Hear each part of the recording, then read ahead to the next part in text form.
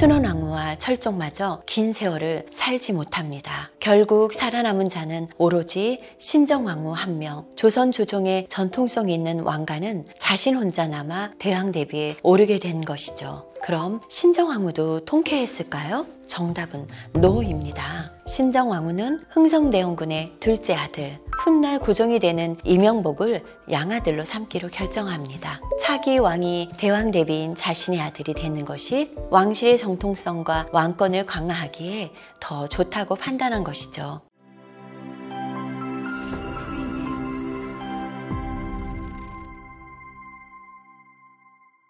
안녕하세요. 조선시대 문화를 알아보는 조쓸신잡 시간입니다. 오늘 이야기를 들려드릴 저는 이혜영입니다.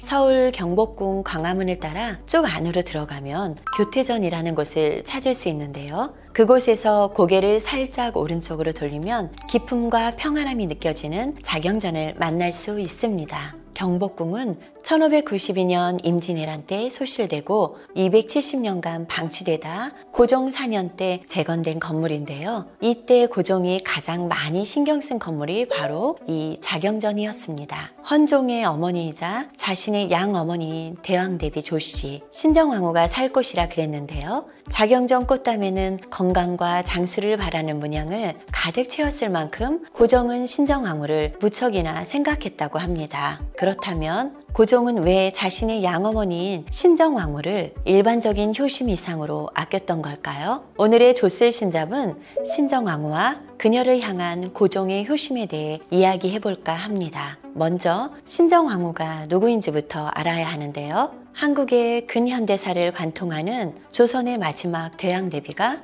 바로 신정왕후입니다. 신정왕후는 순조 시절 효명세자의 왕세자빈이 되어 원손, 즉 헌종을 낳게 되는데요. 1834년이 되자 첫 번째 비극이 찾아옵니다. 시아버지인 순조는 승하하고 자신의 남편인 효명세자는 요절하여 자신과 8살 된 헌종만 남게 된 것이죠. 당시 왕실의 전통성을 잇는 핏줄은 어린 헌종 하나였습니다. 덕분에 주변 외척들의 정치 다툼이 무척 강해졌죠. 그 중심에는 신정왕후의 가문이었던 풍양 조씨와 순조의 왕비였던 순원왕후의 안동 김씨가 있었습니다. 순원왕후의 경우에는 헌종의 친모인 신정왕후보다 더 높은 지위였기에 대리로 전국을 운영하게 되었는데요. 임금인 헌종은 풍양 조씨, 신정왕후의 아들이고 수령첨정을 하는 순원왕후는 안동 김씨였으니 갈등은 불보듯 뻔했습니다. 실제로 헌종의 나이가 차자 헌종과 신정왕후는 조금씩 안동 김씨 관료들을 내치기 시작했습니다. 당연히 순원왕후는 이런 며느리와 손자의 모습이 마음에 들지 않았는데요.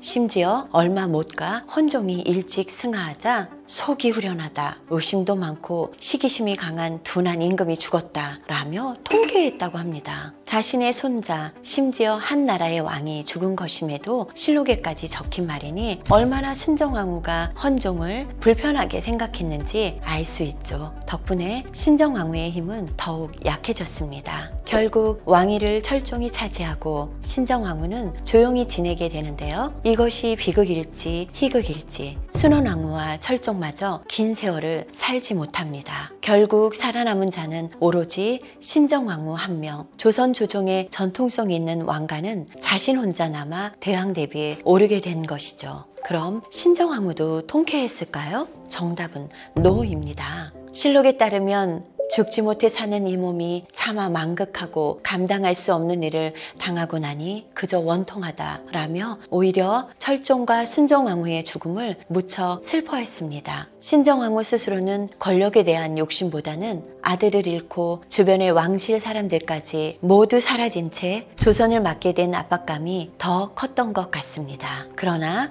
신정왕후는 다시금 조선을 위해 움직였습니다. 가장 급한 것은 바로 누굴 차기왕으로 세울 것인가였습니다. 그리고 먼 왕실의 친척이었던 흥성대원군과 손을 잡게 되죠. 신정왕후는 흥성대원군의 둘째 아들, 훗날 고종이 되는 이명복을 양아들로 삼기로 결정합니다. 차기 왕이 대왕 대비인 자신의 아들이 되는 것이 왕실의 정통성과 왕권을 강화하기에 더 좋다고 판단한 것이죠. 다만 고종의 나이는 고작 12살이었기 때문에 4년간 흥선대원군과 함께 왕실을 이끌게 됩니다. 어느새 임금 대리만 두 번째. 그런데 여기서도 파란만장한 그녀의 삶은 끝나지 않습니다. 바로 흥선대원군과 고종의 권력 다툼이 시작된 것인데요. 물론 고종과 신정왕후도 사이가 좋지는 않았습니다. 많은 야사와 정사에는 흥선대원군과 함께 어린 고종을 구박하고 괴롭혔다는 이야기가 전해지는데요. 다만 고종이 15살이 되자 정치에서 손을 뗀 신정왕후와는 달리 흥선대원군은 계속해서 고종과 기싸움을 이어갔습니다. 결국 고종은 스스로 자신의 아버지인 흥선대원군을 실가시켜야 했는데요. 이때 신정왕후는 뜻밖에도 고종의 편에서 양아들을 지원했습니다. 고종 입장에서는 피 한 방울 섞이지는 않았지만 자신을 왕위에 앉히고 자신을 전폭적으로 지지해준 양어머니 신정왕후를 용서하고 그 감사함에 보온해야겠다고 다짐할 수밖에 없었죠. 이렇게 고종은 과거의 일은 잊고 신정왕후를 향한 보온을 시작합니다. 그 첫 번째 에피소드가 앞선 자경전의 주인으로 신정왕후를 모신 것이었습니다. 경복궁 중 가장 섬세하고 화려하며 만수무강과 무병장수를 바라는 문양들로 가득한 자경전은 고종이 자신의 효심을 표현하기 위해 특히 신경 쓴 건축물이었습니다. 또 자경전에 드나드는 어이도 직접 챙겼는데요. 고종 22년에 신정왕후에게 올라간 탕제가 문제가 생기자 곧장 어이와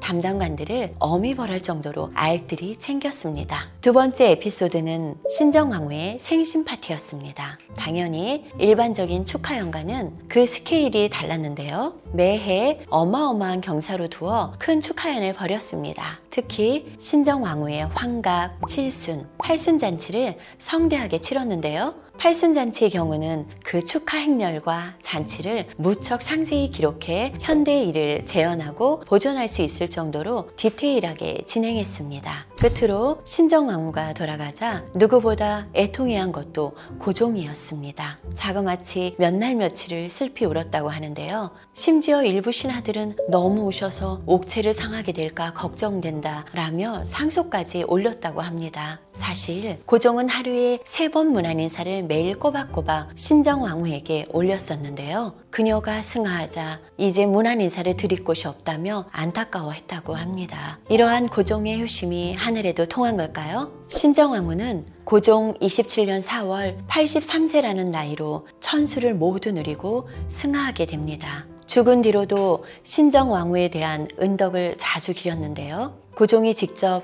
나라가 위태로운 상황에도 모친께서 왕업의 기반을 다지셨다. 성대한 덕성과 두터운 선심은 이루 다 말할 수 없다. 라며 그 은혜를 기억했습니다. 이런 신정왕후의 업적과 고종의 깊은 효심은 현대에도 이어지고 있습니다. 올해 10월 9일부터 10월 13일에도 자경전 왕의 효심으로 물들이다 라는 프로그램이 경복궁 자경전에서 진행되는데요. 신정왕후를 향한 고종의 효심을 공연할 뿐 아니라 다양한 궁중의 일상을 전시할 예정이니 왕실의 효와 예의에 관심이 있다면 꼭 한번 참석해 보시기 바랍니다. 감사합니다.